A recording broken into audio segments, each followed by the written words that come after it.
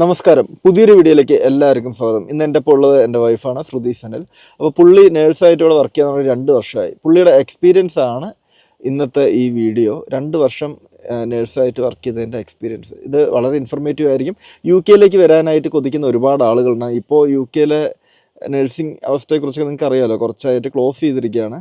അപ്പോൾ വീണ്ടും ഓപ്പൺ ആയെന്ന് വെച്ചാൽ നിങ്ങൾ വരാൻ ആഗ്രഹിക്കുന്ന ഒരുപാട് പേർക്ക് ഒരു ഇൻഫർമേറ്റീവ് ആയിട്ടുള്ള വീഡിയോ ആയിരിക്കും. അപ്പോൾ ഈ വീഡിയോ സ്കിപ്പ് ചെയ്യാതെ കാണാം. 3 വർഷം നാട്ടിൽ വർക്ക് ചെയ്തതാണ്. ഇപ്പൊ 2.5 വർഷമായി UK. അപ്പോ എങ്ങനെയാണ് നിങ്ങളുടെ experience? How you feel? Hi, എല്ലാവർക്കും നമസ്കാരം. എൻ്റെ എക്സ്പീരിയൻസ് പറയുന്നതിന് മുമ്പ് ഞാൻ നാട്ടിൽ എവിടെ പഠിച്ചു എന്നും എവിടെയൊക്കെ വർക്ക് ചെയ്യുന്നു അതിനെക്കുറിച്ചൊന്ന് പറഞ്ഞിട്ട് UK വന്നിട്ടുള്ള അങ്ങോട്ടും ഇങ്ങോട്ടുള്ള ഒരു കമ്പാരിസൺ പറയാമെന്ന് ഉദ്ദേശിക്കുന്നു. അപ്പം ഞാൻ നാട്ടിൽ തൃശ്ശൂർ ഗവൺമെൻറ് കോളേജ് ഓഫ് നഴ്സിംഗിലാണ് എൻ്റെ ഗ്രാജുവേഷൻ BSc നഴ്സിംഗ് കഴിഞ്ഞത്. അപ്പോൾ അതിനുശേഷം 1 ഇയർ ഞങ്ങൾക്ക് ഇൻറ്റേൺഷിപ്പ് ചെയ്യണമായിരുന്നു. അപ്പോൾ ഞാൻ തൃശ്ശൂർ മെഡിക്കൽ കോളേജിൽ തന്നെ ചെസ്റ്റ് ഹോസ്പിറ്റലിൽ ക്യാൻസർ ഡിപ്പാർട്ട്മെൻറ്റിലെ വാർഡിലായിരുന്നു ഞാൻ 1 വർഷത്തോളം വർക്ക് ചെയ്തത്.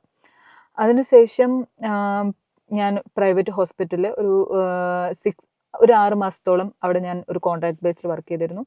പിന്നെ ഒരു 1.5 വർഷത്തോളം റെയിൽവേ ഹോസ്പിറ്റലിലാണ് ഞാൻ വർക്ക് ചെയ്തിരുന്നത്. അത് ഒരു കോൺട്രാക്ട് ബേസിലായിരുന്നു. അപ്പം ഇതിന് എൻ്റെ മെയിൻ ഡ്രീം എന്ന് പറയുന്നത് ഇപ്പോഴും അന്നും എൻ്റെ മെയിൻ ഒരു ഡ്രീം എന്ന് പറയുന്നത് ക്യാൻസർ ഡിപ്പാർട്ട്മെൻറ്റിൽ വർക്ക് ചെയ്യണം എന്നുള്ളതായിരുന്നു. അപ്പം ഞാൻ ഒത്തിരി എക്സാംസ് എഴുതിയിരുന്നു. ചിലതിലൊക്കെ ലിസ്റ്റ് വന്നിട്ടുണ്ട്, പക്ഷേ വിളിക്കാറില്ല. പിന്നെ പല കാരണത്താലും പിന്നെ ഒപ്പം തന്നെ പുറത്തോട്ട് പോകണോ എന്ന് ചോദിച്ചാൽ എൻ്റെ വലിയ ഡ്രീം ആയിരുന്നില്ല. ബട്ട് എല്ലാവരും പോകുന്ന പോലെ എന്താണ് സംഭവം എന്ന് അറിയണം എന്നൊരാഗ്രഹം ഉണ്ടായിരുന്നു. അങ്ങനെ ഞാൻ റെയിൽവേയിൽ വർക്ക് ചെയ്തുകൊണ്ടിരിക്കുന്ന സമയത്ത് ഞാനൊന്ന് എക്സാം എഴുതി. അപ്പോൾ അതിലെനിക്ക് കിട്ടി. അങ്ങനെ പിന്നെ 2022 ഏപ്രിലാണ് ഞാൻ UK ഷെഫീൽഡ് എന്ന് പറയുന്ന സ്ഥലത്ത് എത്തിയത്. അവിടെ ഷെഫീൽഡ് ടീച്ചിങ് ഹോസ്പിറ്റൽ നാഷണൽ എന്ന ആ ട്രസ്റ്റിൻ്റെ അണ്ടറിലുള്ള ഒരു വെസ്റ്റേൺ പാർക്ക് ക്യാൻസർ സെൻറ്റർ എന്ന് പറയുന്ന ഒരു ക്യാൻസർ ഹോസ്പിറ്റലാണ് ഞാൻ വർക്ക് ചെയ്യുന്നത്. അതിലെ തന്നെ ഔട്ട് പേഷ്യൻ്റ് ഡിപ്പാർട്ട്മെൻറ്റിലാണ് ഞാൻ വർക്ക് ചെയ്യുന്നത്. അപ്പോൾ നാട്ടിലെന്ന് പറയുമ്പോൾ ഞാൻ പറഞ്ഞല്ലോ, നേരത്തെ ഞാൻ വാർഡുകളിലായിരുന്നു വർക്ക് ചെയ്തിരുന്നത്. 1 വർഷത്തോളം ക്യാൻസർ വാർഡിലും പിന്നെ എല്ലാം മെഡിക്കൽ സർജിക്കൽ വാർഡിലുമാണ് ഞാൻ വർക്ക് ചെയ്തിരുന്നത്. അപ്പം അവിടെ നിന്ന് ഇങ്ങോട്ട് നോക്കുക എന്ന് പറഞ്ഞാൽ എക്സാക്ട്ലി എനിക്ക് ഒത്തിരി എക്സ്പീരിയൻസ് പറയാൻ കഴിയില്ല. കാരണം നാട്ടിൽ നിന്നും ഒത്തിരി കാലം വർക്ക് ചെയ്ത് ഒത്തിരി ആൾക്കാരെ പോലുള്ള എക്സ്പീരിയൻസ് എനിക്ക് ആയിട്ടുണ്ടാവില്ല. എന്നാലും എനിക്ക് എന്താണ് ഫീൽ ചെയ്തത് എന്നുള്ളതിനെക്കുറിച്ച് പറയാനാണ് ഞാൻ ഇവിടെ ആഗ്രഹിക്കുന്നത്. അപ്പം ഞാൻ ഉദ്ദേശിച്ച പോലെ ഇപ്പം നാട്ടിലെന്ന് പറഞ്ഞാൽ വാർഡിലാണ് ഞാൻ വർക്ക് ചെയ്തിരുന്നത്. പക്ഷേ ഇവിടെ എന്ന് പറയുമ്പോൾ ഔട്ട് പേഷ്യൻസ് ആണ്. ദാറ്റ്സ് എൻ്റയർലി ഒരു ഡിഫറെൻ്റ് ആയിട്ടുള്ള ഒരു ഏരിയാസ് ആണ് വർക്ക് ചെയ്യുന്നത്. കാരണം ഒരിക്കലും വാർഡിനെ ഔട്ട് പേഷ്യൻറ്റുമായിട്ട് കമ്പയർ ചെയ്യുന്നത് അത്രേ വലിയ ഗുണം ചെയ്യുന്നില്ല. പക്ഷെ സ്റ്റിൽ പറയുകയാണെങ്കിൽ ഇപ്പോൾ വാർഡിലെന്ന് പറയുന്നത് നമുക്കറിയാം ഒത്തിരി കാര്യങ്ങൾ അറ്റ് ദ സെയിം ടൈം നമുക്ക് ഹാൻഡിൽ ചെയ്യണം. പേഷ്യൻസിനെ നോക്കണം, മെഡിക്കേഷൻസ് കൊടുക്കണം, അഡ്മിഷൻ, ഡിസ്ചാർജ്, ഈവൻ പെട്ടെന്നായിട്ടുള്ള എമർജൻസികൾ ഉണ്ടാവാം. ചിലപ്പോൾ ഇപ്പം ഒരു ജനറൽ വാർഡിലായിരുന്നപ്പോൾ ഒക്കെ പേഷ്യൻസിനെ സർജറിക്ക് പോസ്റ്റ് ചെയ്യുക, അങ്ങനെ സെക്കൻഡിനുള്ളിൽ എല്ലാ കാര്യങ്ങളും പെട്ടെന്ന് നമുക്ക് ചെയ്യണമായിരിക്കും. അതുകൊണ്ട് ഒത്തിരി സ്ട്രെസ്സും കാര്യങ്ങളും എല്ലാം ഉണ്ട്. അപ്പം നമുക്കവിടെ മാനേജിങ് ടീമാണെങ്കിൽ പോലും നമുക്ക് നമ്മുടെ സ്ട്രെസ്സും കാര്യങ്ങളും ഒന്നും ആരും അങ്ങനെ പറയുന്നതല്ല. കാരണം നമ്മുടെ സാഹചര്യങ്ങൾ അങ്ങനെയാണ്. നമ്മുടെ ഹോസ്പിറ്റലിൻ്റെ എല്ലാ മാനേജ്മെൻറ്റും അങ്ങനെയാണ്. ലൈക്ക് കുറച്ച് സ്റ്റാഫുകൾ അവർക്ക് മാക്സിമം ഒത്തിരി പണികളുണ്ടാവും. അത് എല്ലാം സ്ട്രെസ്ഫുള്ളാണ്. അപ്പം അതിനെ വെച്ച് ഇവിടെ നോക്കുമ്പോൾ ഞാൻ ഔട്ട് പേഷ്യൻസിലായതുകൊണ്ടും കൂടെ പറയുകയാണെങ്കിൽ ഒരു ബുദ്ധിമുട്ടില്ല. ഒത്തിരി ഭയങ്കര കാം ആൻഡ് ക്വയറ്റ് ആയിട്ടാണ് എനിക്ക് തോന്നാറുള്ളത്. കാരണം നമുക്ക് കുറച്ച് ഇൻ്റർവെൻഷൻസ് നമുക്ക് ചെയ്യാനുണ്ടാവും. പ്രത്യേകിച്ച് ഞാൻ ഔട്ട് പേഷ്യൻസ് ആയതുകൊണ്ട് ഇവിടെ ഒരു ഡേ കേസ് പോലെയാണ്. അതായത് ക്യാൻസർ പേഷ്യൻസ് നേരത്തെ കൂട്ടി അപ്പോയിൻമെൻ്റ് എടുക്കും. അവരെന്നിട്ട് ഇവിടേക്ക് വരും. അവിടെ വന്നു കഴിയുമ്പോൾ അവർക്ക് അന്നന്ന് ഓരോരുത്തർക്കുള്ള ട്രീറ്റ്മെൻറ്റ് നമുക്ക് കൊടുക്കുക. അതാണ് മെയിനായിട്ട് നേഴ്സസിൻ്റെ ജോലി. അതുകൂടാതെ അതായത് ലൈക്ക് ട്രീറ്റ്മെൻറ്റ് എന്ന് പറയുമ്പോൾ പല കൈൻഡ് ഓഫ് ഇഞ്ചെക്ഷൻസ് ഉണ്ടാവും, ഇൻഫ്യൂഷൻസ്, IV ട്രീറ്റ്മെൻറ്റ് ഉണ്ടാവും, എല്ലാം ഉണ്ടാവും. പ്ലസ് അവർക്ക് കൗൺസിലിംഗ് ഉണ്ടാവും. അപ്പോൾ ചിലപ്പോൾ ടെലിഫോൺ കൗൺസിലിംഗ് ആയിരിക്കാം. അതല്ലാന്ന് വെച്ച് കഴിഞ്ഞാൽ നമ്മൾ നേരിട്ട് അവർക്ക് ഓരോ ട്രീറ്റ്മെൻറ്റിനെ കുറിച്ച് കാര്യങ്ങൾ എങ്ങനെയാണ്, എന്തൊക്കെയാണ്, അതിനെക്കുറിച്ച് ഫുൾ ഡീറ്റെയിൽ ആയിട്ടുള്ള എക്സ്പ്ലനേഷൻ കൊടുക്കും. അവർക്ക് വേണ്ട സപ്പോർട്ട് നമ്മൾ കൊടുക്കും. അവർക്ക് വേറെ തരത്തിൽ എന്തെങ്കിലും റെഫറൽസ് ആവശ്യമാണെങ്കിൽ അതെങ്ങനെയാണെന്ന് നോക്കി നമ്മൾ അതിനനുസരിച്ച് ചെയ്തു കൊടുക്കും. അങ്ങനെയാണ് മെയിൻ നേഴ്സസിൻ്റെ ജോലി ഇവിടെ. ഒപ്പം തന്നെ ഔട്ട് പേഷ്യൻസ് ആയതുകൊണ്ട് തന്നെ ഞങ്ങളുടെ ഡിപ്പാർട്ട്മെൻറ്റിൽ ക്ലിനിക്കുകൾ കൂടെ ഉണ്ടാവും. അപ്പോൾ ചില സമയത്ത് നമുക്ക് ക്ലിനിക്ക് കണ്ടക്ട് ചെയ്യേണ്ടതായിട്ട് വരുന്നുണ്ട്. ചിലപ്പോൾ ഫ്ലബോ ആക്ച്വലി ഇതിനൊക്കെ ആയിട്ട് ക്ലിനിക്കിന് സപ്പോർട്ട് വർക്കേഴ്സ് ഉണ്ട്, ഫ്ലബോയ്ക്ക് ഫ്ലബോട്ടമിസ്റ്റ് ഉണ്ട്, എല്ലാം ഉണ്ടെങ്കിലും ഒരു എൻ്റെ ടീം എന്ന സമയത്ത് ചിലപ്പോൾ സ്റ്റാഫ് ഷോർട്ടേജ് ഉണ്ടാവാം. അങ്ങനെയാണെങ്കിൽ അങ്ങോട്ടും ഇങ്ങോട്ടും എല്ലാ ഡിപ്പാർട്ട്മെൻറ്റിലെ കാര്യങ്ങളും നമ്മൾ മീൻസ് എല്ലാ ഏരിയാസിലെ കാര്യങ്ങളും നമ്മൾ അറിഞ്ഞിരിക്കണം. ആ എല്ലാ ഏരിയാസിലെ നമുക്ക് ഹെൽപ്പ് ചെയ്യേണ്ടതായിട്ടും വരും. അപ്പോൾ ചില സമയത്ത് സപ്പോർട്ട് വർക്കേഴ്സ് കുറവാണെങ്കിൽ നമുക്ക് ക്ലിനിക്കിൽ നമ്മളെ ഇടും. അപ്പോൾ നമ്മൾ ക്ലിനിക്ക് കണ്ടക്ട് ചെയ്യേണ്ടി വരും. ഫ്ലബോയിൽ ബ്ലഡ് എടുക്കുക, അത് ക്വൈറ്റ് യൂഷ്വൽ. നമുക്കൊക്കെ അത് ഒത്തിരി നമുക്ക് നമ്മൾ നാട്ടിൽ നിന്ന് ഒരു നേഴ്സ് എന്ന് പറയുമ്പോൾ ബ്ലഡ് എടുക്കാനും ക്യാനിൽ ഇടാനൊക്കെ നമുക്കൊക്കെ സിമ്പിളാണ്. പക്ഷെ ഇവരെ സംബന്ധിച്ചെന്ന് പറയുമ്പോൾ ഇവർ പഠിച്ചു കഴിഞ്ഞാലും ഈ ക്യാനിൽ ഇടാൻ അതിനൊക്കെ സ്പെഷ്യലായിട്ട് ഇവർക്ക് സൈൻ ഓഫ് ആവണം. അപ്പോൾ അങ്ങനെ എല്ലാവർക്കും ഒരു ഇതല്ല. പക്ഷെ നമുക്കത് വലിയ കാര്യമായിട്ട് തോന്നില്ല. പക്ഷെ നമുക്ക് ഇവിടെ നമ്മളങ്ങനെ ഇടും. അതിനുള്ള സ്കില്ലുള്ള ആൾക്കാരെ മാത്രമേ അങ്ങനെ ആ ഒരു പാർട്ടിലേക്ക് ഇടാറുള്ളൂ. ഇതിന് ശേഷം പിന്നെ പറയാന്ന് വെച്ച് കഴിഞ്ഞാൽ ഇവിടുത്തെ പേഷ്യൻസ് എന്ന് വെച്ച് കഴിഞ്ഞാൽ ഒത്തിരി നമ്മൾ ചെയ്യുന്ന ജോലിയോട് വളരെയധികം നമ്മളെന്തോ വലിയ സംഭവം ചെയ്യുന്നത് നമുക്ക് തന്നെ ഫീൽ ആക്കുന്ന തരത്തിലാണ് പേഷ്യൻസിൻ്റെ റെസ്പോൺസ്. നമ്മൾ കൊടുക്കുന്ന ഓരോ കെയറിനും അവർ എത്രത്തോളം നമ്മളെ അപ്രിഷ്യേറ്റ് ചെയ്യും, നമ്മളെ വളരെയധികം അവർ നമ്മളോട് നന്ദി പറയും. അത്രയും നമ്മളെ ഭയങ്കര റെസ്പെക്റ്റോടുകൂടെ കാണുന്ന ഒരു ഇതാണ്. അത് നാട്ടിൽ നിന്ന് വെച്ച് നോക്കുമ്പോൾ എത്രയോ വ്യത്യസ്തമായിട്ട് തോന്നും. ഒരിക്കലും നാട്ടിൽ ഒത്തിരി പേര് റെസ്പെക്റ്റ് ചെയ്യുന്നില്ല എന്ന് പറയുന്നില്ല, അത് ഒത്തിരി പേരുടെ അവസ്ഥകൾ കൊണ്ടായിരിക്കാം. കാരണം നാട്ടിൽ ഒത്തിരി ടെൻഷൻസും അത് നാട്ടിൽ നല്ല എവിടെയാണെങ്കിലും പേഷ്യൻസ് വരുമ്പോൾ അവരുടേതായ ആകുലതകളും വിഷമങ്ങളും ഒത്തിരി ഉണ്ടാവും. അതിൻ്റെ ഇടയിൽ വെച്ച് ആരെങ്കിലും പേഷ്യൻസിൻ്റെ ബുദ്ധിമുട്ടുകൾ കൊണ്ട് നമ്മളോട് മിസ്ബിഹേവ് ചെയ്യുന്നതായിരിക്കാം സ്റ്റിൽ. പക്ഷേ അല്ലാതെയാണെങ്കിൽ പോലും നമുക്ക് നമ്മുടെ സ്ട്രെസ് കൂടാതെ പേഷ്യൻസിൻ്റെ കയ്യിൽ നിന്ന് കിട്ടുന്നതും ഒക്കെ ഒത്തിരി ബുദ്ധിമുട്ടായിരിക്കാം. പക്ഷെ ഇവിടെ അങ്ങനെയല്ല, നമുക്ക് ഭയങ്കരമായിട്ടുള്ള സെക്യൂരിറ്റി ഉണ്ട് നമ്മൾ വർക്ക് ചെയ്യുന്ന ആൾക്കാർക്ക്. ഒപ്പം നമ്മൾ അതേപോലെ തന്നെ പേഷ്യൻസ് നമ്മളോട് വളരെ നല്ല രീതിയിൽ തന്നെയാണ് നമ്മളോട് ബിഹേവ് ചെയ്യുന്നതും. ഒരു ദിവസം എത്ര പേഷ്യൻസിനെ വരെ നിങ്ങൾക്ക് അറ്റൻഡ് ചെയ്യേണ്ടി വരും?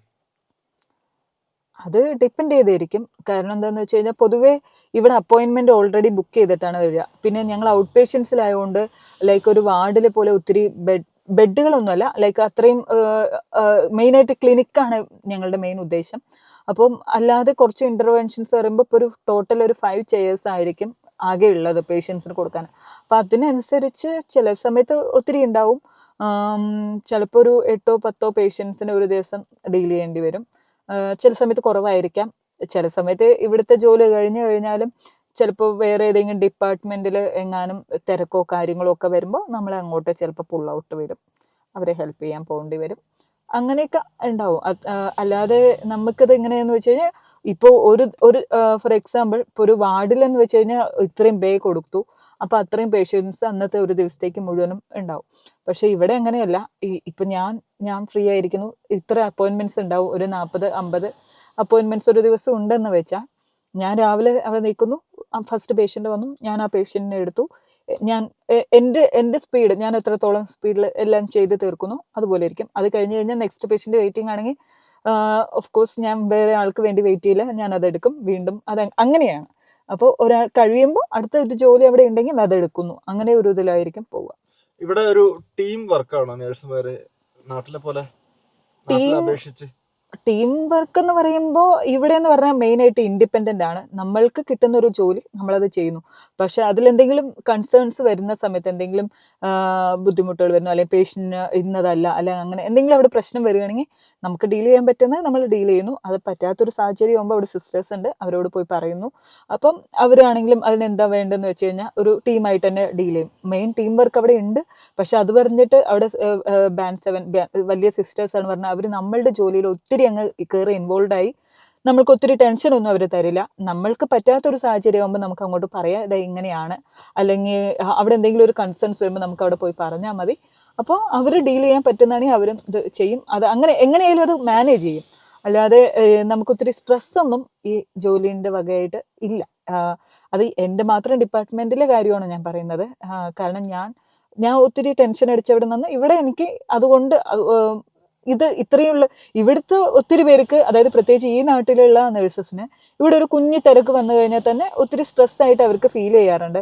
പക്ഷെ മേ ബി നമ്മൾ നാട്ടിൽ ഒത്തിരി ബുദ്ധിമുട്ടി വന്നത് കൊണ്ടാണോ എന്നറിയില്ല, അത് ഒത്തിരി സ്ട്രെസ്സായിട്ട് എനിക്ക് തോന്നാറില്ല. പക്ഷേ എൻ്റെ ഫ്രണ്ട്സ് ഒത്തിരി പേര് വാർഡിലുണ്ട്. അപ്പോൾ അവർക്ക് സ്റ്റിൽ ആസ് യൂഷ്വൽ നമ്മുടെ നാട്ടിലെ പോലെ വാർഡിലെ ജോലികൾ എന്നുള്ള പോലെ തന്നെ സ്ട്രെസ്സും തിരക്കും കാര്യങ്ങളും എല്ലാം ഉണ്ട്. എന്നാലും കമ്പയർഡ് അവിടുത്തെ ഇത് വെച്ച് നോക്കുമ്പോൾ നമുക്ക് നമ്മളുടെ കാര്യം ലൈക്ക് ഇൻഡിപെൻഡൻ്റ് ആയിട്ട് ചെയ്യാം, ഓട്ടോണോമിക് ആയിട്ട് ചെയ്യാം എന്നുള്ളൊരു ഗുണം ഇവിടെയുണ്ട്. ശ്രുതി അപ്പോൾ വാർഡിൽ വർക്ക് ചെയ്തിട്ടില്ലേ ഇവിടെ? ഇവിടെ ഞാൻ വാർഡിൽ വർക്ക് ചെയ്യാന്ന് വെച്ച് കഴിഞ്ഞാൽ ഞാൻ മെയിൻ പറഞ്ഞല്ലോ ഔട്ട് പേഷ്യൻസിലായതുകൊണ്ട് മൺഡേ ടു ഫ്രൈഡേ ആണ് എൻ്റെ വർക്ക് ഷെഡ്യൂൾ. സാറ്റർഡേ സൺഡേ ആയിരിക്കും എനിക്ക് ആകെ കിട്ടുന്ന ഓഫുകൾ.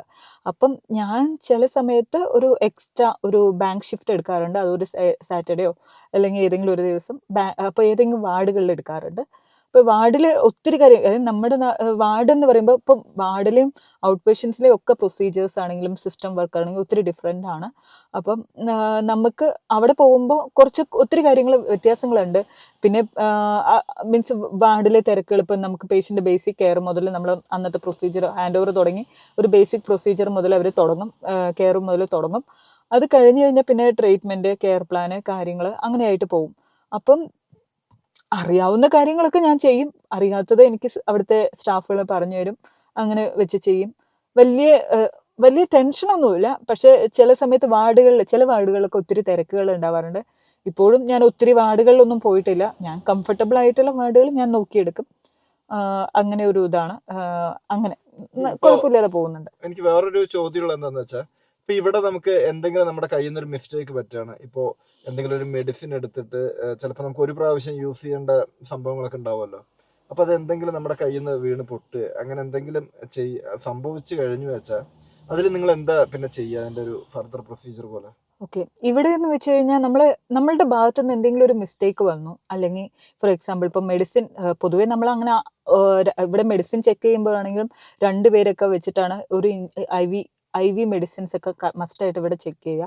അപ്പോൾ വാർഡുകളിലൊക്കെ ഒത്തിരി തിരക്കായതുകൊണ്ട് അവർക്ക് ഇത്തിരി ലിമിറ്റഡ് ആണ് ഈ ചെക്കിങ്. പക്ഷേ ഞങ്ങൾ ഔട്ട് പേഷ്യൻസ് ആയതുകൊണ്ട് ഡെഫിനറ്റ്ലി ഇവൻ ചെറിയൊരു സബ്ക്യൂട്ടേനിയസ് ഇഞ്ചക്ഷൻ ആണെങ്കിൽ പോലും 2 പേര് ചെക്ക് ചെയ്തിട്ടേ, കാരണം ഒന്ന് ക്യാൻസർ ഡിപ്പാർട്ട്മെന്റ് ആണ്. അപ്പോൾ അങ്ങനെയുള്ളതുകൊണ്ട് ഞങ്ങൾ അത് 2 പേര് ചെക്ക് ചെയ്തിട്ടേ കൊടുക്കാറുള്ളൂ. അതുകൊണ്ട് മിസ്റ്റേക്കുകൾ വരാനുള്ള സാധ്യത വളരെ വളരെ വളരെ കുറവാണ്. എങ്കിലും ചില സമയത്ത് നമ്മളിപ്പോൾ ചിലപ്പോൾ പെട്ടെന്ന് ഒരു മെഡിസിൻ എടുത്തു, ആ മെഡിസിൻ എടുത്ത് പേഷ്യൻ്റ് എന്തായാലും വരുമെന്ന് വിചാരിച്ച് നമ്മൾ മെഡിസിൻ എടുത്തു. ഇൻ കേസ് നമ്മളത് അറിയാതെ താഴെ വീണു പൊട്ടി, അല്ലെങ്കിൽ നമ്മൾ ചിലപ്പോൾ മെഡിസിൻ എടുത്തു പക്ഷേ പേഷ്യൻറ്റിന് ആ ട്രീറ്റ്മെൻറ്റ് പെട്ടെന്ന് ക്യാൻസൽ ചെയ്തു, അപ്പോൾ അപ്പോഴേക്കും നമ്മളത് പൊട്ടിച്ചിട്ടുണ്ടെങ്കിൽ അങ്ങനെ എന്തെങ്കിലും നമ്മുടെ പാർട്ടിൽ നിന്നായിട്ടുള്ള ഒരു മിസ്റ്റേക്ക് വന്നാൽ മെയിനായിട്ടുള്ള ഒരു ഇതെന്ന് പറഞ്ഞാൽ നമ്മൾ റിപ്പോർട്ട് ചെയ്യുക. മറ്റൊരാൾ പറഞ്ഞിതാവുന്നേക്കാളും നമ്മൾ എൻ്റെ കയ്യിൽ നിന്ന് ഇങ്ങനെ സംഭവിച്ചു എന്ന് പറഞ്ഞു കഴിഞ്ഞിട്ട് നമുക്കൊരു ഇൻസിഡൻറ്റ് റിപ്പോർട്ട് എന്ന് പറയുന്ന ഡാറ്റിക്സ് എന്ന് പറയുന്ന സംഭവമുണ്ട്, അത് നമ്മൾ എഴുതുക. കാരണം ഈ മെഡിസിൻസ് ഒക്കെ ഒത്തിരി കോസ്റ്റ്ലി ആയിട്ടുള്ള കാര്യങ്ങളാണ്. അപ്പം നമ്മൾ ഡാറ്റിക്സ് എഴുതുന്നു, അല്ലെങ്കിൽ അവിടുത്തെ സിസ്റ്ററിനെ ഇതുപോലെ സംഭവിച്ചു എന്ന് പറഞ്ഞ് റിപ്പോർട്ട് ചെയ്യുക. അപ്പം എന്നിട്ട് അതിന് നമുക്കൊരു ഇതുണ്ട്, ഇനി ഒരിക്കലും ഈ മിസ്റ്റേക്ക് വരാത്ത തരത്തിൽ നോക്കാം.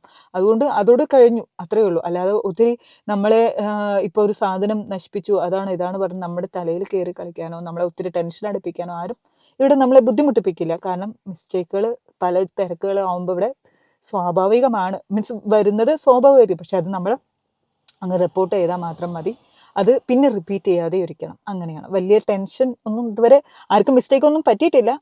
അങ്ങനെ പറ്റിയാലും പറ്റരുത്, പക്ഷെ പറ്റിയാലും നമുക്ക് നമ്മളായിട്ട് റിപ്പോർട്ട് ചെയ്യണം. അങ്ങനെ ബാൻഡ് 6 ഇപ്പൊ നാട്ടിലെ അവസ്ഥകൾ, നഴ്സിംഗിന്റെ അവസ്ഥകൾ അല്ലെങ്കിൽ നഴ്സിന്റെ അവസ്ഥകളെ കുറിച്ച് നമുക്കൊരു ധാരണയുണ്ട്.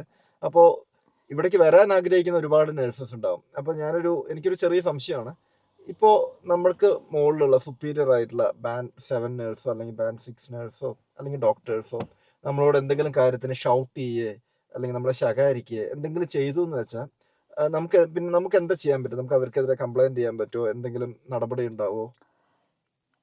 ആദ്യം ശരിക്കും പറയുകയാണെങ്കിൽ ഇവിടെ ആരും ഷൗട്ട് ചെയ്യാനോ കാര്യങ്ങൾക്കോ ഒന്നിനും വരില്ല. എല്ലാവർക്കും അവരുടെ റോൾസും റെസ്പോൺസിബിലിറ്റിയെ കുറിച്ച് വ്യക്തമായിട്ടുള്ളൊരു ബോധം അവർക്കുണ്ട്. അവരവരുടെ ആ ഉത്തരവാദിത്വത്തിനുള്ളിൽ നിന്ന് തന്നെയാണ് അവരുടെ ജോലികളെല്ലാം ചെയ്യുക. പിന്നെ ബാൻഡ് 6 ബാൻഡ് 7 എല്ലാവരും നമ്മളെ മാനേജ് ചെയ്യുന്ന ആൾക്കാർ തന്നെയാണ്. പക്ഷെ ഒരിക്കലും അവർ നമ്മളെ അവരുടെ ആ ഒരു ഇതിൻ്റെ റോളിൻ്റെ അടിസ്ഥാനത്തിൽ വെച്ച് നമ്മളെ ആരെയും ലൈക്ക് ഇൻസൾട്ട് ചെയ്യാനോ ബുദ്ധിമുട്ടിക്കാനോ ഒന്നിനും നിൽക്കുകയില്ല. ഞാൻ പറഞ്ഞല്ലോ, നേരത്തെ പറഞ്ഞ പോലെ എന്തെങ്കിലും കൺസേൺസോ കാര്യങ്ങളോ ഉണ്ടെങ്കിൽ നമുക്ക് അവരോട് എസ്കലേറ്റ് ചെയ്യാം. അവരതിനെ വളരെ പൊളൈറ്റ് ആയിട്ടുള്ള രീതിയിൽ തന്നെ, വളരെ മാന്യമായ രീതിയിൽ തന്നെയാണ് നമ്മളെ ഹെൽപ്പ് ചെയ്യുക.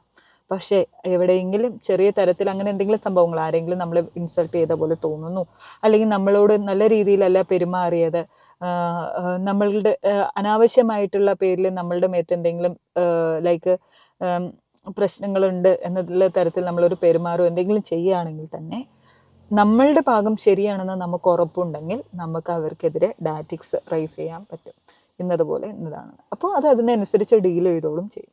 അപ്പൊ പേഷ്യൻസ് ഇങ്ങനെ ഷൗട്ട് ചെയ്യുക എന്തെങ്കിലും ചെയ്താൽ പേഷ്യൻസ് ഷൗട്ട് ചെയ്യുക എന്ന് വെച്ച് കഴിഞ്ഞാൽ പൊതുവെ പേഷ്യൻസും ഷൗട്ട് ചെയ്യില്ല. പക്ഷെ ഒരിക്കലും നമുക്ക് പേഷ്യൻസിനെ എല്ലാ തരത്തിലും അങ്ങനെ ഇതാക്കാൻ പറ്റില്ല. കാരണം ഒത്തിരി പേഷ്യൻസ്, പ്രായമായുള്ള ആൾക്കാർ, ഡിമെൻഷ്യ പേഷ്യൻസ്, ഒത്തിരി തരത്തിലുള്ള ആൾക്കാരുണ്ട്. അപ്പോൾ അവർ നമ്മളോട് ഷൗട്ട് ചെയ്തു എന്ന് വെച്ച് കഴിഞ്ഞാൽ കാര്യമായിട്ട് എടുക്കുന്നതല്ല. ലൈക്ക് അപ്പോൾ നമുക്ക് മനസ്സിലാവാം അവരുടെ ആ ഒരു ഏജിനനുസരിച്ച് അവരുടെ കണ്ടീഷൻ എന്താണെന്ന് ഒരു നേഴ്സ് എന്ന നിലയിൽ നമുക്ക് ഇതിനെക്കുറിച്ച് നല്ലൊരു ബോധ്യമുണ്ട്. അപ്പോൾ അതൊക്കെ നമുക്ക് മാനസികപരമായിട്ട് എടുക്കാവുന്ന കാര്യങ്ങളാണ്. പക്ഷെ അതല്ലാതെയുള്ള ചില ഡ്രഗ് അഡിക്ട്സ് ഉണ്ടാവാം, പല പ്രശ്നങ്ങളും ഉണ്ടാക്കുന്ന, അതായത് ചിലപ്പോൾ പേഷ്യൻസിൻ്റെ ബൈസ്റ്റാൻഡേഴ്സ് വന്നിട്ട് എന്തെങ്കിലും തരത്തിൽ ഷൗട്ട് ചെയ്യുക എന്തെങ്കിലും കാര്യങ്ങൾ ചെയ്യുകയാണ്, നമ്മളുടെ പാർട്ടിൽ ഒന്നും കുഴപ്പമൊന്നുമില്ല, പക്ഷേ അവർ മിസ്അണ്ടർസ്റ്റാൻഡിങ്ങിൻ്റെ പേരിൽ കയറി വരികയാണെന്നുണ്ടെങ്കിൽ അതും ഡാറ്റിക്സ് റൈസ് ചെയ്യാനായിട്ട് പറ്റും. പിന്നെ ഒത്തിരി നമുക്ക് എന്ത് വന്നാലും നമ്മൾക്ക് നല്ലൊരു സെക്യൂരിറ്റി ഉണ്ട്. പേഷ്യൻസ് ഇൻ കേസ് നമ്മുടെ മേത്തേക്ക് ആക്രമിക്കാൻ വരികയാണെങ്കിൽ അവിടെ സെക്യൂരിറ്റി സംവിധാനങ്ങളൊക്കെ ഉണ്ട്. അപ്പോൾ ഒത്തിരി ടെൻഷൻ അടിക്കേണ്ട അങ്ങനത്തെ കാര്യങ്ങളൊന്നുമില്ല. അങ്ങനെ ഒരിക്കലും ഇതുവരെ എനിക്ക് എക്സ്പീരിയൻസ് ഉണ്ടായിട്ടില്ല. പേഷ്യൻസ് ഷൗട്ട് ചെയ്യേണ്ടി വരുമോ അങ്ങനെയൊന്നും ചെയ്തിട്ടേ ഇല്ല. ചെറിയ ഡിലേസിൻ്റെ പേരിൽ പേഷ്യൻസ് ചിലപ്പോൾ ചെറിയ വിഷമം കാണിക്കാറുണ്ടെങ്കിലും ഒരിക്കലും നമ്മളെ ഉപദ്രവിക്കുന്ന തരത്തിലോ നമ്മളോട് മോശമായി പെരുമാറുന്ന വിധത്തിലോ ഒരു തരത്തിലുള്ള ഒരു എക്സ്പീരിയൻസും ഇതുവരെ ഞങ്ങൾക്കാർക്കും ഉണ്ടായിട്ടില്ല. അവസാനമായിട്ട് ഒരു ക്വസ്റ്റ്യനും കൂടി. ഇപ്പൊ ഇവിടെ വരാനായിട്ട് ആഗ്രഹിക്കുന്ന ഒരുപാട് നഴ്സസ് യു കെയിലല്ല, സോറി, ഒരുപാട് നേഴ്സുമാര് കേരളത്തിലും ഇന്ത്യയിൽ ഒട്ടൊക്കെ ഉണ്ട്. അപ്പോൾ അവർക്ക് എന്താണ് പറയാനുള്ളത്? ഇപ്പോൾ ഒരു സെൻട്രൽ ഗവൺമെന്റ് ജോലിയൊക്കെ വിട്ടിട്ട് ഇവിടെ ഇങ്ങോട്ടേക്ക് വരുന്ന ഒരുപാട് ആളുകളുണ്ട്. അതല്ലെങ്കിൽ ഗവൺമെന്റ് ജോലി വിട്ടിട്ട് ഇവിടേക്ക് വരാൻ ആഗ്രഹിക്കുന്ന ഒരുപാട് ആളുകളുണ്ട്. പിന്നെ നാട്ടിൽ പ്രൈവറ്റ് ഹോസ്പിറ്റലിൽ വർക്ക് ചെയ്യുന്ന ഒരുപാട് നഴ്സുമാരുണ്ട്. അവരോടായിട്ട് അവസാനമായിട്ട് പറയാനുള്ളത് എന്താ? ഞാൻ നേരത്തെ പറഞ്ഞല്ലോ, ഒരിക്കലും ഒരു തരത്തിൽ ഒത്തിരി എക്സ്പീരിയൻസ് പറയാൻ മാത്രം ഒത്തിരി കാര്യങ്ങൾ പറയാൻ മാത്രം പറ്റുന്ന തരത്തിലുള്ള എക്സ്പീരിയൻസ് എനിക്ക് ഉണ്ടായിട്ടില്ല. നാട്ടിലാണെങ്കിലും ഇവിടെയാണെങ്കിലും ഞാൻ അത്ര വലിയ ഒരു മീൻസ് ഒരു അഡ്വൈസ് പറയാൻ റെയിൽവേയിൽ വർക്ക് ചെയ്താണല്ലോ ഞാൻ ഒരു കോൺട്രാക്ട് ബേസിൽ എനിക്കൊരു ഓപ്ഷൻ കിട്ടിയെന്നേ ഉള്ളൂ. അല്ലാതെ ഒരിക്കലും ഒരു വലിയൊരു അഡ്വൈസ് കൊടുക്കാൻ പാകത്തിലുള്ള ഒരു എക്സ്പീരിയൻസ് എനിക്ക് ഇല്ലയെന്ന് എനിക്ക് നല്ല ബോധ്യമുണ്ട്. പിന്നെ ഓരോരുത്തർക്ക് ഇങ്ങോട്ട് വരണം എന്നുള്ളത് അവരുടേതായ, അതായത് ഇപ്പോൾ സെൻട്രൽ ഗവൺമെൻറ്റിൽ വർക്ക് ചെയ്യുന്നു എന്ന് പറഞ്ഞാലും അവരുടെ എക്സ്പീരിയൻസ് ഞാൻ അവിടെ പോയിട്ട് എങ്ങനെയാണെന്ന് നമുക്കറിയില്ല. ഇനി അവർക്ക് ഇങ്ങോട്ട് വരണം എന്നുണ്ടെങ്കിലും അത് ഓരോരുത്തരുടെ ഇൻഡിവിജ്വൽ ചോയ്സ് ആണ്. കാരണം ഇപ്പം ഞാൻ നോക്കിക്കാണുന്ന തരത്തിലായിരിക്കില്ല മറ്റൊരാൾ UK എക്സ്പീരിയൻസ് നോക്കുകയാണ്. എന്നെ സംബന്ധിച്ച് ഞാൻ എപ്പോഴും ഒരു ഫാമിലി ആയിട്ട് ഒരുമിച്ച് എല്ലാവരും ഇരിക്കണം, അങ്ങനെ ഒരു ഫീലിംഗ് ആണ് എനിക്കുള്ളത്. ഇപ്പം പുറത്ത് ഇവിടെ UK വന്നു എന്നുള്ളത് എൻ്റെ കുറച്ച് പേഴ്സണൽ ആയിട്ടുള്ള ആവശ്യങ്ങൾ കാരണം എനിക്ക് വരേണ്ടി വന്നു. അത് സത്യമാണ്. എനിക്കിവിടെ ഇഷ്ടമാണ്, എൻ്റെ ജോലി ഞാൻ കംഫർട്ടബിളാണ്. എനിക്കിവിടെ ആകെ എന്താണ് എനിക്ക് ബുദ്ധിമുട്ടെന്ന് തോന്നുന്നത്, ഞാൻ എൻ്റെ ഫാമിലിയെ നന്നായിട്ട് മിസ് ചെയ്യുന്നു. എൻ്റെ നാട്ടിലെ ഉത്സവങ്ങൾ, കാര്യങ്ങളെല്ലാം ഞാൻ നന്നായി മിസ് ചെയ്യുന്നുണ്ട്. എന്നെ സംബന്ധിച്ച് എനിക്ക് അവിടെ ഒരു നല്ലൊരു ജോലി ഉണ്ടെങ്കിൽ, നല്ലൊരു സാലറി കിട്ടുന്നതെങ്കിൽ ഞാൻ നാട്ടിൽ തന്നെയാണ് എപ്പോഴും പ്രിഫർ ചെയ്യാറുള്ളത്. പക്ഷേ ഞാൻ പറഞ്ഞല്ലോ, ഒത്തിരി പേർക്ക് നാട്ടിലത്തേതിനെ വെച്ച് ഇവിടെ വന്ന് ഇവിടെ നല്ല നല്ല ഓപ്പർച്യൂണിറ്റീസ് ഉണ്ട്. എനിക്ക് ബെസ്റ്റായിട്ട് ഇവിടെ തോന്നിയെന്ന് വെച്ച് കഴിഞ്ഞാൽ ഇവിടെ നിന്ന് അപ്ഗ്രേഡ് ചെയ്ത് പോകാൻ, അതായത് നമുക്ക് ഓരോ എഡ്യൂക്കേഷൻ വൈസ് ആയിട്ടും ഓരോ ബാൻഡിന്, ഇപ്പോൾ ബാൻഡ് 5 ആണ്, നമുക്ക് ഒത്തിരി ഓപ്പർച്യൂണിറ്റീസ് ഇവിടെ ഉണ്ട്. വേറെ എന്തെങ്കിലും പഠിക്കാം, അതിൽ കയറി അടുത്ത ബാൻഡിലേക്ക് പോവാം. എനിക്കൊരു സ്പെഷ്യലിസ്റ്റ് നേഴ്സ് ആവണമെന്ന് വലിയൊരു ഡ്രീമാണ്. അപ്പോൾ അതിനൊക്കെ ഒത്തിരി ചാൻസസ് ഇവിടെ ഉണ്ട്. അതൊക്കെ നമുക്ക് നല്ല രീതിയിൽ യൂട്ടിലൈസ് ചെയ്യണേ നല്ല നല്ല നിലയിൽ നമുക്ക് എത്താനും പറ്റും. പക്ഷെ ഞാൻ പറഞ്ഞു, എനിക്ക് നമുക്ക് ഇവിടുത്തെ ഒരു കൾച്ചർ എന്ന് പറയുമ്പോൾ ഒത്തിരി പേർക്ക് നല്ല ന്യൂജൻ ആണെങ്കിലും ആർക്കാണെങ്കിലും ഒത്തിരി പേർക്ക് ഇഷ്ടമാകുമായിരിക്കും. എനിക്കും ഇഷ്ടമാണ്. ഒരു ഫ്രീ ആയിട്ടുള്ള ലൈഫാണ്. നമ്മൾ ഒത്തിരി പേര് ഒന്നും കൺട്രോൾ ചെയ്യാനോ കാര്യങ്ങളോ ഒന്നുമില്ല. സ്വന്തമായ രീതിയിൽ നമുക്ക് പോവാം. ഇൻഡിപെൻഡൻ്റ് ആയിട്ടുള്ള നല്ല ലൈഫാണ്, ഒക്കെ ആണ്. പക്ഷെ എന്നെ സംബന്ധിച്ച് ഞാൻ എപ്പോഴും നാടാണ് ഇഷ്ടപ്പെടുന്നത്. ഇനി എങ്ങനെയാണെന്ന് എനിക്കൊരു പ്ലാൻ ഒന്നുമില്ല. ഇപ്പൊ നാട്ടിലേക്ക് ഒരു ചാൻസ് കിട്ടുകയാണ്, ഒരു ഗവൺമെന്റ് ജോബ് കിട്ടിയിട്ട് നാട്ടിൽ നിന്ന് ഒരു എക്സാം എഴുതി നാട്ടിലേക്ക് ഒരു ചാൻസ് കിട്ടുകയാണ്, ഒരു ഗവൺമെന്റ് ജോലിക്ക് ഒരു ചാൻസ് കിട്ടുകയാണ് എന്നുണ്ടെങ്കിൽ ശ്രുതി ഈ ജോലി വിട്ടിട്ട് നാട്ടിലേക്ക് പോകുമോ? നാട്ടിലൊരു ഗവൺമെന്റ് ജോലി കിട്ടുകയാണെങ്കിൽ എനിക്ക് ഇഷ്ടപ്പെടുന്നത് ഞാൻ വർക്ക് ചെയ്യാൻ, അതായത് എൻ്റെ വർക്ക് വെച്ചും എൻ്റെ ഒരു നോളേജ് ഇമ്പ്രൂവ് ആവുന്നത് വെച്ചും ഞാൻ എപ്പോഴും ആഗ്രഹിക്കുന്നത്, എപ്പോഴും മൾട്ടി ടാസ്കിങ് ആയിട്ടുള്ള കാര്യങ്ങളൊക്കെ ഉദ്ദേശിക്കണമെങ്കിൽ നാട് തന്നെയാണ് ഞാൻ ആഗ്രഹിക്കുക. പക്ഷേ എനിക്ക് സത്യം പറഞ്ഞാൽ എനിക്കൊരു വിഷമം പറഞ്ഞാൽ നമ്മുടെ പേയ്മെന്റ് വളരെയധികം കുറവാണ്. അപ്പം ഒരു കാര്യം വെച്ച് നോക്കുമ്പോൾ നമ്മളുടെ പല കാര്യങ്ങളും, ഒരു നേരം ആർക്കെങ്കിലും ഒരു അസുഖം വന്ന് തീർന്നാൽ തന്നെ നമ്മളുടെ കിടപ്പാടം പോലും പണയം വെക്കേണ്ട ഒരു അവസ്ഥ, അത് എത്ര വലിയ ഗവൺമെന്റ് സെക്ടറിൽ വർക്ക് ചെയ്താലും ചിലപ്പോൾ നമുക്ക് സംഭവിക്കാം. പക്ഷെ അവിടെ വന്ന് നോക്കുമ്പോൾ എനിക്ക് ഇവിടെ ആവുമ്പോൾ എനിക്ക് എൻ്റെ ഫാമിലി എനിക്ക് സപ്പോർട്ട് ചെയ്യാൻ പറ്റും. എനിക്ക് എൻ്റെ ഒരു നല്ലൊരു കൂളായിട്ടുള്ള ഒരു ലൈഫ്, ഞങ്ങൾ രണ്ടുപേരും ഹാപ്പി ആയിട്ട് തന്നെ ഇരിക്കുന്നുണ്ട്, എല്ലാം ഓക്കെയാണ്. അങ്ങനെ അത് ഓരോരുത്തരുടെയും മീൻസ് അവരവരുടെ വ്യൂവിനനുസരിച്ചിരിക്കും, ഓരോരുത്തർക്ക് വ്യത്യസ്തമായിരിക്കും. ഇവിടെ ഒത്തിരി പേര് ഹാപ്പി ആയിട്ട് ഭയങ്കര ഇവിടെ തന്നെ സ്ഥിരമായി നിൽക്കണം എന്നുള്ള ആൾക്കാർ ഉദ്ദേശിക്കുന്നുണ്ട്. എനിക്ക് ഈ ഭയങ്കര മഞ്ഞു മൂടിയ അവസ്ഥയും ഇതൊന്നും എനിക്ക് വലിയ ഇൻട്രസ്റ്റ് ഒന്നുമില്ല.